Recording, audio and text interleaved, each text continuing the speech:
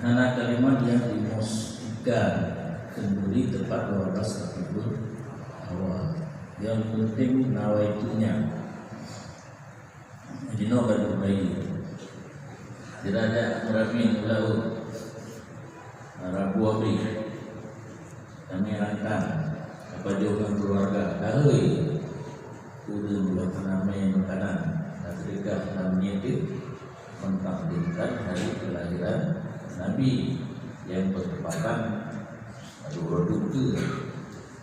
Jadi kapan saja boleh. Cuma kita mau ida malanga nauru mufti kira tengku nadaya bukan duri maulid lah 6 Rabiul Awal. Di tengku yang anak senang dubonan maulid palsu. Maulid palsu karena anak bertepatan dengan buruk lahir. Yang dalam masyarakat beta cara mengkalan. Nah yang kecil Senin, penting buruk Senin. Jangan berangkat dunia. Nah yang kecil tanggal buruk berapa bulan. Itu Nabi karena artinya dajil artinya bubur, daging pun dajil. Buat naga, pulau lama, pulau apa yang sunnah, tak ada bidang. Jadi bukti besok, tapi lakunya.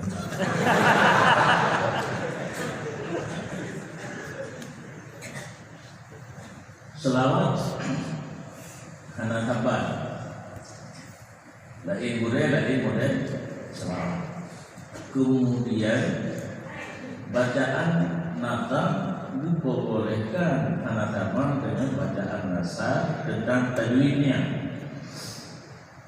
Ini nasar pada tulisan Al-Quran yang betul tajwid. Tak dia bocor. Yang berlihat bocor tak tu nampak. Anak yang kalau kurang karena begitu. Now ribuan dan atau ribuan bukan yang salah halu tapi salah halu ni salah mana halu karena ada daun mengerti yang salah bacaan.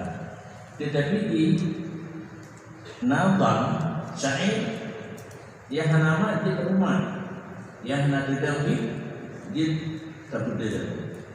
Contoh sallallahu ala Muhammad.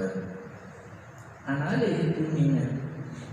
Tapi menyangka putuh ketika uru-uru nama protesnya. Nanti anak ada seperti cuman sallallahu ala Muhammad sallallahu alaihi wasallam.